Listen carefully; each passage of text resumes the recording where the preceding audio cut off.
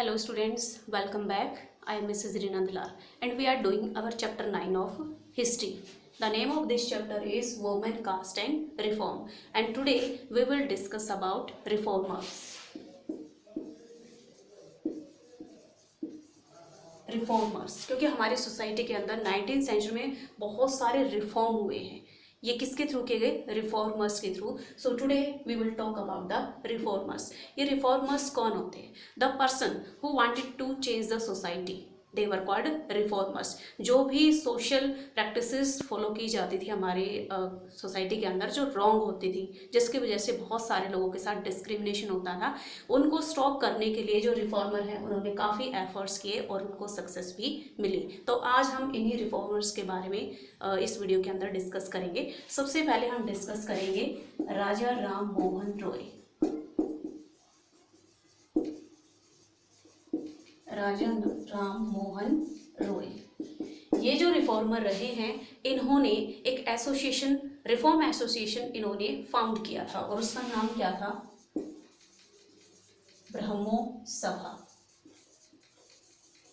Brahmo Sabha. Later it was known as Brahmo Samaj. इसमें बहुत सारे जो पर्सन वो इंक्लूड हुए और इन सब ने मिलकर सोसाइटी के अंदर जो भी रॉन्ग प्रैक्टिसेस उस टाइम पे फॉलो की जा रही थी उनको स्टॉप करने के लिए इन्होंने क्या है, बहुत सारे एफर्ट्स किए. और जो राजा राम मोहन रॉय है, इन्होंने ये क्या चाहते थे कि जो वेस्टर्न एजुकेशन है वो इंडिया के अंदर स्प्रेड हो, ज़्यादा से ज़्यादा जो गर्ल्स और बॉयज़ है वो वेस्टर्न एजुकेशन की साइड जाए. और वुमेन के लिए इन्होंने क्या किया? वुमेन के लिए स्पेशली फ्रीडम और इक्वालिटी, फ्रीडम और इक्वालिटी, इन दोनों चीज़ों की डिमांड की थी. क्योंकि इस टाइम पीरियड के दौरान जो वुमेन है उसके साथ बहुत ज़्यादा डिस्क्रिमिनेशन होता था. तो जो राजा राम मोहन रॉय हैं उन्होंने अपना एसोसिएशन फॉर्म किया, बहुत सारे लोग इनके साथ जुड़े और इन सब ने मिलकर वुमेन के लिए फ्रीडम की डिमांड की और साथ में उनके लिए इक्वालिटी की भी डिमांड की. जो नेक्स्ट रिफॉर्मर है वो हम पढ़ेंगे ईश्वर चंद्र विद्यासागर.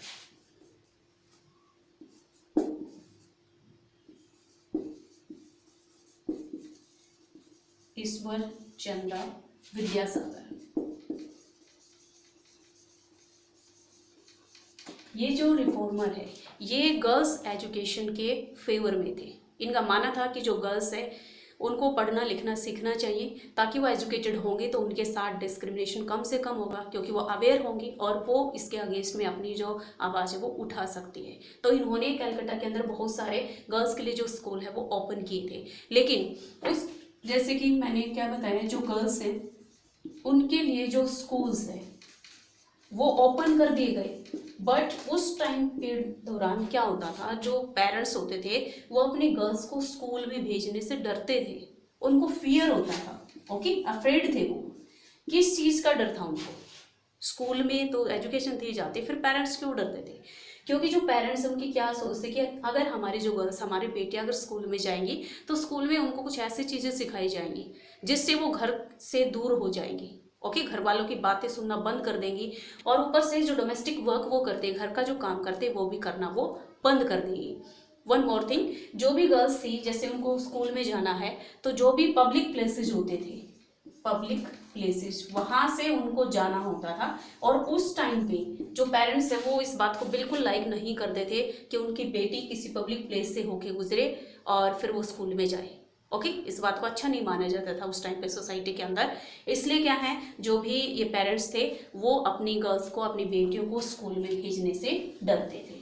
लेकिन जो ईश्वर चंद्र विद्यासागर है वो चाहते थे कि जो गर्ल्स हैं वो एजुकेशन ले, एजुकेटेड बने वो सोसाइटी के अंदर, और अगर उनके साथ कुछ गलत हो रहा है तो वो अपनी आवाज़ उठाए. इसलिए इन्होंने गर्ल्स एजुकेशन के लिए काफ़ी एफर्ट्स किए थे. नेक्स्ट हम पढ़ेंगे रुकैया शेखावत हुसैन. रुकैया शेखावत हुसैन. ये जो लेडी है ये इंग्लिश भी जानती थी, बांग्ला लैंग्वेज भी जानती थी, कई लैंग्वेज जानती थी. और इन्होंने भी जो गर्ल्स एजुकेशन है उसको जो है फेवर किया था. चाहते थे कि जो सभी गर्ल्स वो एजुकेशन ले, कुछ बुरा रहा उनके साथ, उसके अगेंस्ट में वो अपनी आवाज़ उठाए। इसके लिए इन्होंने बहुत सारे जो गर्ल्स स्कूल है वो ओपन किए थे पटना और कैलकाटा के अंदर, पटना और कैलकाटा के अंदर, कैलकाटा जिसको आज हम कोलकाता के नाम से जानते हैं। ओके, तो यहाँ पर इन्होंने बहुत सारे जो स्कूल है वो ओपन किए थे। ओके, ये भी पढ़ी लिखी थी। कैलकाटा के अंदर 1910 में जो है इन्होंने एक स्कूल स्टार्ट किया था गर्ल्स के लिए, जो आज भी वर्किंग है। आज भी ये जो स्कूल है वो चल रहा है, जो गर्ल्स है वो इसके अंदर अपनी एजुकेशन ले रही है। ओके, ये काफ़ी एजुकेटेड थी, इन्होंने कुछ बुक्स भी लिखी हैं। ओके, और उसमें जो लेडीज़ हैं उनकी कंडीशन के बारे में लिखा है कि जो लेडीज़ हैं उनको सोसाइटी के अंदर क्या क्या जो चीज़ें हैं या क्या क्या जो डिफ़िकल्टीज है जो इनको फेस करनी पड़ती है। जो नेक्स्ट रिफॉर्मर है हम बात करेंगे पंडिता रामाबाई। पंडिता रामाबाई, ये जो लेडी थी Ramabai, she was given the title of Pandita. Okay, इनको पंडिता का ये टाइटल दिया गया था, क्यों? Because she knew Sanskrit very well. Okay, वो स्कॉलर थी, संस्कृति बहुत ही अच्छे से जो संस्कृत है उसको वो जानती थी। और ये जो है पंडिता रामाबाई, इन्होंने क्या माना कि जो हिंदुज़म है, जो हिंदू रिलीजन है, इसके अंदर जो वुमेन है, वुमेन के लिए हिंदुज़म बहुत ही ऑप्रेसिव है। ओके, बहुत सारे बंधन जो हैं लेडीज़ पर लगाता है और उनके साथ बहुत ज़्यादा डिस्क्रिमिनेशन भी होता है। इसके अलावा जो ये पंडिता रामाबाई है, इन्होंने विडो होम ओपन किए थे, विडो होम पूना के अंदर। ओके, विडो होम क्या होते हैं? विडो ऐसे लेडी जिसके हस्बैंड की डेथ हो जाती है और उसके हस्बैंड के रिलेटिव्स या उसके घर वाले अगर उस विडो को, उस लेडी को बहुत ज़्यादा परेशान करते हैं तो उनके लिए विडो होम खोले गए थे। ये जो विडो होम है, they provided shelters to the widows. Okay, और यहाँ इन विडो होम के अंदर जो भी ये विडो यानी कि जो लेडीज रहती थी उनको बहुत सारे काम सिखाए गए ताकि वो अपने आप से क्या है इंडिपेंडेंट बने, वो काम करे, पैसे कमाए, अपना खर्चा अपने आप से करे, किसी पर वो डिपेंड ना रहे। ओके, तो जो बहुत सारे विडो होम हैं वो पंडिता रामाबाई के थ्रू ओपन किए गए थे। नेक्स्ट हम डिस्कस करेंगे ताराबाई सिंधी, जो नेक्स्ट रिफॉर्मर रही। Tarabai Sindhi,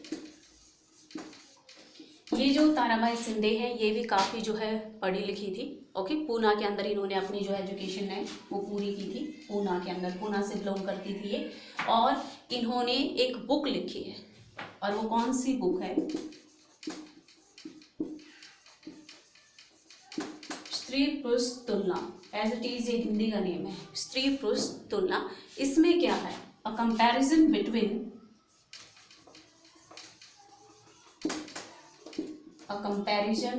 between man and women, man and women. इस बुक के अंदर जो ये ताराबाई सिंधे हैं, इन्होंने जो मैन और वुमेन की लाइफ है उसको कंपेयर किया है कि जो मैन है उनके राइट्स कैसे, वो क्या करते हैं, जो वुमेन है उनके राइट्स उनको दिए गए हैं नहीं दिए गए, उनके साथ कैसे डिस्क्रिमिनेशन होता है। ऐसे मैन और वुमेन की कंपैरिजन इस बुक के अंदर की गई है। क्या नेम है बुक का? स्त्री पुरुष तुलना, एज इट इज हिंदी का नेम है। And this book was published by Tarabai Shinde. उन्होंने यानी कि वुमेन के लिए काफ़ी अच्छे जो है एफर्ट्स किए, और जो सोशल हम यूँ कह सकते हैं जो ईविल्स प्रिवेल करती थी, जो सोशल ईविल्स, जो सामाजिक बुराइयां समाज के अंदर उस टाइम पे फॉलो की जा रही थी, उनको ख़त्म करने में इन्होंने काफ़ी अपना अच्छा रोल जो है प्ले किया। I hope this is clear to you. The next topic we will discuss in next video. Thank you.